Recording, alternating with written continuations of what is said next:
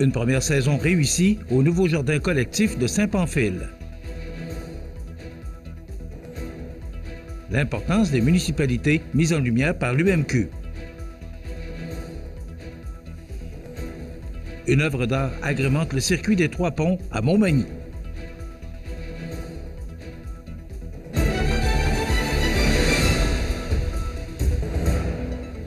Mercredi 8 octobre 2024. Bonjour mesdames et messieurs et bienvenue à votre bulletin d'information sur le réseau de télévision CMA TV.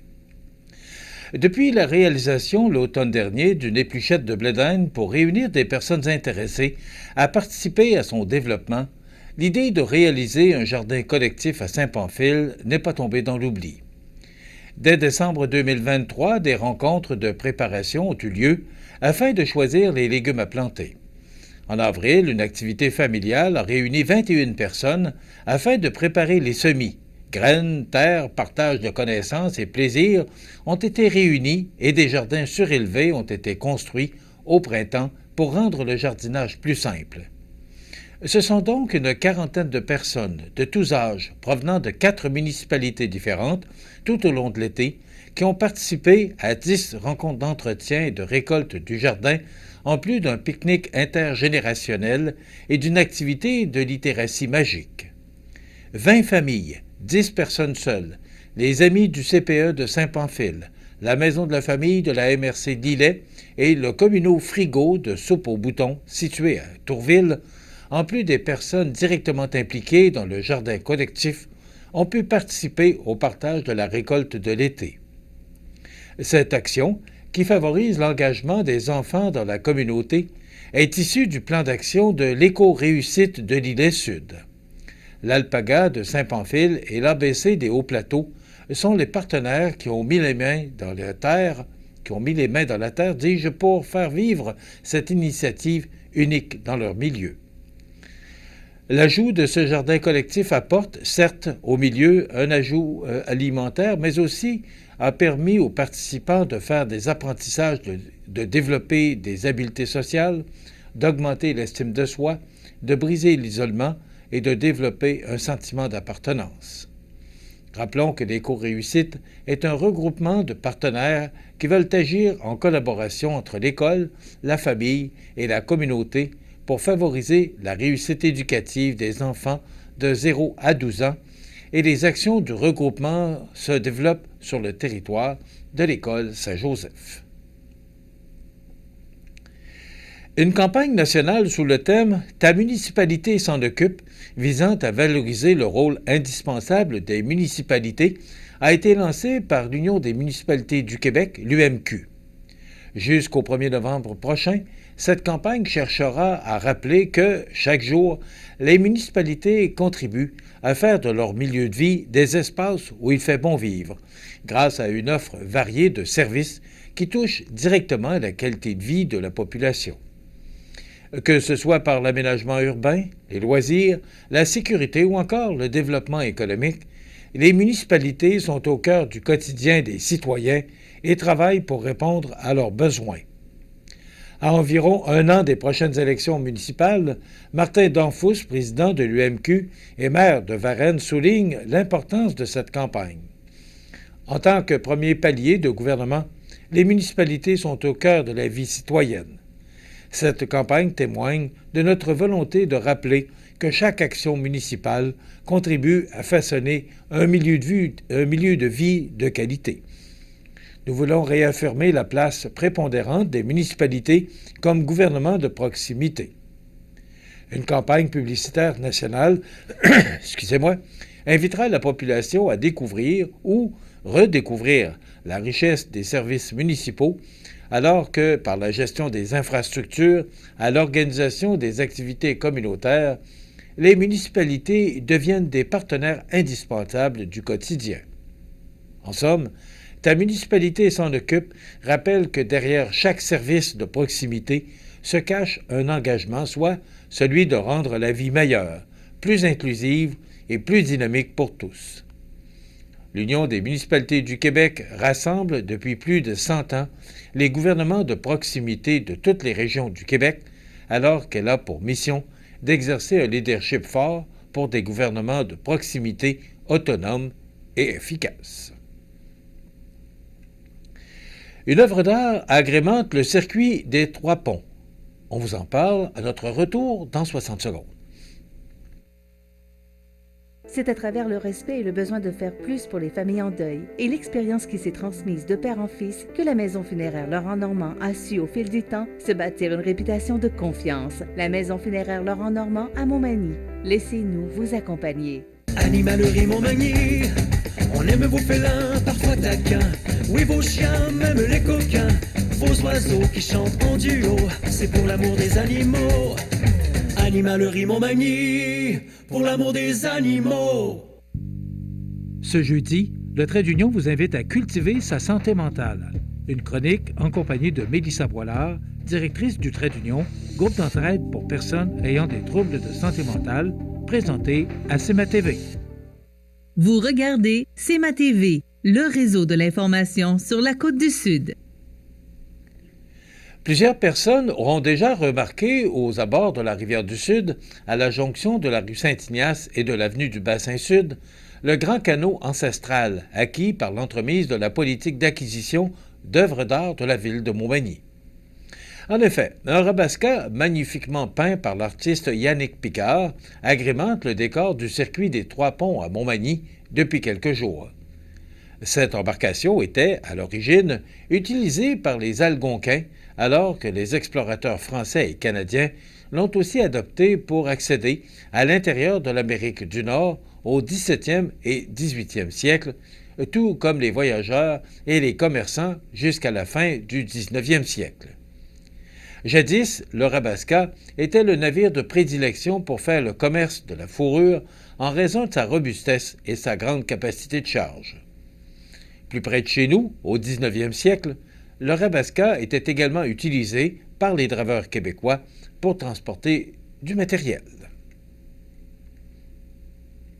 Les sports, présentés par Groupe Corriveau, entrepreneur électricien et plomberie, un appel, 4 services. Groupe Corriveau à Montmagny, 88 248 8992, votre solution. Vous avez des projets de construction ou de rénovation? Pensez Groupe Corriveau, entrepreneur électricien et plomberie. Un appel, 4 services, 88 248 8992, Groupe Corriveau à Montmagny ou groupecorriveau.com. La solution pour du travail bien fait.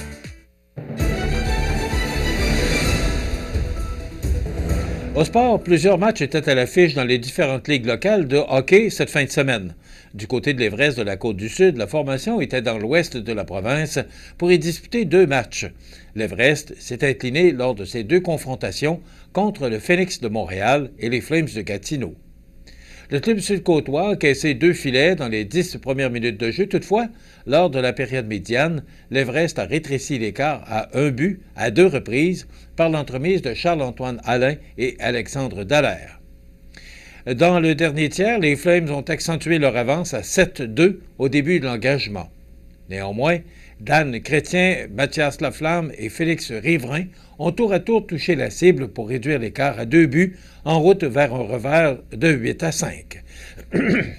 Tommy Bouchard a récolté 3 aides. Dans le deuxième match disputé samedi après-midi, le Phoenix a pris les commandes 2-0. Au second 20, la Côte-du-Sud a de nouveau réduit l'écart par l'entremise de Seren Ntibashoboy en avantage numérique. En troisième période, la Côte-du-Sud a créé l'égalité grâce à Charles-Antoine Alain, mais avec moins de 6 minutes à écouler, le Phoenix a fermé la porte à l'Everest en inscrivant le but de la victoire au compte de 3-2. Pour le Caron Industrie Junior 2A, deuxième victoire en autant de matchs face au Beauceron de Sainte-Marie par la marque de 6-4 au Centre Castel vendredi soir. Les marqueurs pour le Caron Industrie, Théo Lisotte, Simon Richard, Jean-Christophe Coulombe, Brian Chabot et Vincent Boulay. Le Caron Industrie a poursuivi sa séquence de victoires avec une 3e d'affilée par la marque de 7-2 face au V-Boutin de Plessisville, devant plus de 305 spectateurs pour l'ouverture officielle du club dimanche après-midi. Les marqueurs pour l'équipe locale, Théo Lisotte avec un tour du chapeau, Mathis Boucher, Jean-Christophe Coulombe, Charles-Étienne Lemelin, Xavier Paré, Émile Ouellette et Félix Saint-Pierre. La 13e saison de la Ligue de hockey Côte-du-Sud s'est entamée ce week-end avec la tenue de 4 premiers affrontements de la saison régulière 2024-2025. Le décor mercier de Montmagny visitait les Éperviers de Saint-Charles. Dans une rencontre serrée, c'est en troisième période que les locaux inscrivaient 3 buts sans réplique en route vers un gain de 6-4 sur Montmagny. Tyler Quentin a été la grande vedette de cette rencontre avec 3 buts et 1 aide. C'est au centre Rousseau de Saint-Jean-Port-Joli que le pavage Jéricho a pris la mesure des Hunters de Saint-Prosper par la marque de 6-3. Les locaux ont débuté la rencontre en force en inscrivant les 2 premiers buts en première période.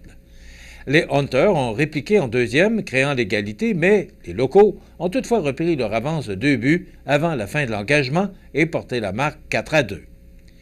Les Hunters ont de nouveau rétréci l'écart à un seul but et porté la marque 4-3. Julien Hébert et Édouard Ouellette, dans un filet désert à 42 secondes de la fin, a donné la victoire à Saint-Jean-Port-Joli. Enfin, dans la Ligue de hockey olympique de Montmagny, le groupe MG a remporté une 3e victoire consécutive par la marque de 6-3 contre le Haut-Quépneux André Ouellette. David Boulay a ouvert la marque dès le début du match. Patrick Aymon a rapidement répondu pour le Haut-Quépneux en égalisant, mais Félix Saint-Pierre a rétabli l'avance du groupe MG 1 minute plus tard. Christian Bouffard a ajouté un but pour donner une avance de 2 buts à la fin de la première période. En deuxième, Jérôme Fournier d'Haut-Quépneux a inscrit son premier but de la saison, mais 2 buts consécutifs de Félix Saint-Pierre et Xavier Paré ont permis au groupe MG de confronter ou de conforter son avance de pratiquement sceller l'issue de la rencontre. En troisième période, Mike Chouinard du Haut-Quépneux a marqué son premier but de la saison, mais Marc-André Poitras a également trouvé le fond du filet pour le groupe MG en début de période, contribuant à la victoire de 6-3. Et l'équipe du restaurant La Rive a retrouvé le chemin de la victoire par la marque de 6-1 face à Armoire-Mathurin. La première période a été largement dominée par le restaurant La Rive avec 4 buts. Charles Lamonde et Étienne Poirier ont tous deux brillé, inscrivant 2 buts chacun. En troisième période, Armoire-Mathurin s'inscrit au pointage avec le but de Vincent Boulay, mais Alexandre Leclerc marquera en avantage numérique et Étienne Poirier complétera son tour du chapeau en milieu de période. Enfin, nouvelle confirmée à notre chroniqueuse Diane Ouellette ce lundi par le principal intéressé, Alex Barré-Boulay, débutera sa saison de hockey avec les Canadiens de Montréal. À savoir si celui-ci fera partie de l'équipe pour l'année au complet, aucune information en ce sens n'est encore disponible. Le malheur des uns fait-il le bonheur des autres? Une chose est certaine, les blessures de Patrick Lane et de Reichenbecker ont libéré des places sur le banc, permettant à d'autres candidats de profiter du moment pour parfaire leur parcours et démontrer leur capacité à la direction de l'équipe montréalaise. Rappelons qu'Alex Barré-Boulay a su se démarquer lors du camp d'entraînement qui s'est terminé il y a quelques jours en enfilant 1 but et 2 passes.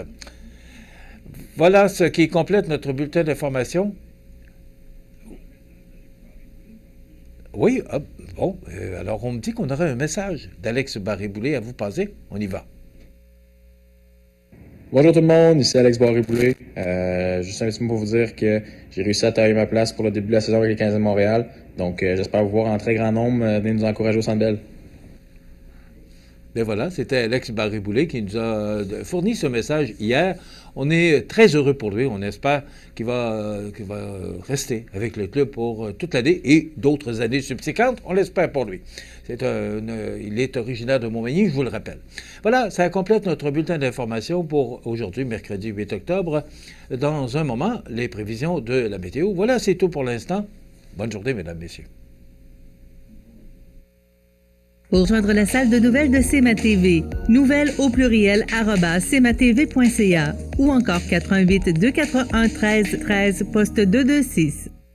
Les prévisions de la météo. Une présentation de Promutuelle Assurance Montmagny-Lillet. Toujours à l'écoute de vos besoins.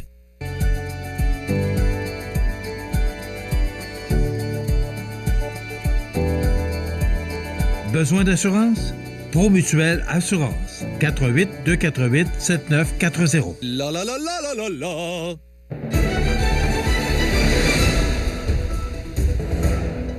Bon, ben après cette journée maussade du lundi, aujourd'hui, on a une belle journée, un beau soleil, et on va en profiter toute la journée. Si on regarde l'image de satellite, là, si vous voyez cette zone de nuages qui se dissipe, parce qu'il y avait un brouillard ce matin, là, donc ça devrait se dissiper là, au cours des prochaines heures. Et si on regarde l'image au radar, cette zone de pluie là, qu'on voit, s'en va vers l'est. Donc, ça nous apporte pour aujourd'hui, lundi, du temps du plein soleil. Il y aura quand même de fréquents passages nuageux, nappe de brouillard, on l'a mentionné, là, qui se dissipera, et je pourrais dire que c'est presque complété. Des vents du sud-ouest de 20 km/h, maximum frais de 13 degrés. Ce soir et l'année prochaine, quelques nuages, nappe de brouillard au cours de la nuit, minimum de plus 3, avec risque de gel au sol. Tiens, on est au mois d'octobre. Mercredi, alternance de soleil et de nuages, 30 de probabilité d'averse en après-midi, des vents du sud-ouest de 20 km/h, maximum de 13. Pour jeudi, un ciel nuageux avec 13 degrés, et pour vendredi, c'est également nuageux avec 14 degrés. Et pour l'instant, pour la fin de semaine de l'Action de grâce, il n'y a pas rien de jojo pour l'instant. Mais ça peut changer, c'est quand même loin de nous. Samedi, on parle de temps nuageux avec du temps très frais, 11 degrés. Et pour dimanche, du soleil, des nuages, maximum de 9. Et le retour des nuages serait possible pour le lundi, mais c'est loin. Maintenant, à l'extérieur des studios de CMA-TV, il fait 8 degrés, les vents qui soufflent de direction sud-ouest à 14 km/h, l'humidité très élevée, 90 % et la pression barométrique est à 100,9 kPa. Maintenant, pour le bateau qui fait la navette entre Montmagny et l'île aux Grues, un petit rhume là, qui m'agace. Alors, je m'excuse si je perds la voix à l'occasion. Donc, le premier transport a eu lieu à 7h30 ce matin. Les autres transports de l'île aux Grues, 9h30 et 18h45, alors que les navettes de Montmagny s'effectueront. Il y en a une qui vient juste de partir à 8h15, 10h15 et 19h30. Donc, voilà pour les prévisions de la météo. Et maintenant, si on parle du menu de notre émission de ce 8 octobre, dans quelques instants, on va recevoir Mélanie Brousseau, qui est propriétaire de Beau Site Création Incorporée à Saint-Jean-Port-Joli, qui fait partie de cet investissement jeunesse, une entrevue très intéressante. On aura également Sylvain Thibouteau, directeur du service de développement économique, qui viendra nous parler d'un autre événement concernant les gens qui pourraient être intéressés à vendre leur entreprise. Donc, c'est un rassemblement qu'on organise là, pour ces gens-là. Il y aura la chronique La Pouponnière et, bien sûr, il y aura les grands titres de l'actualité. Alors, c'est le menu de cette émission du 8 octobre. Je vous souhaite donc une excellente émission à notre antenne.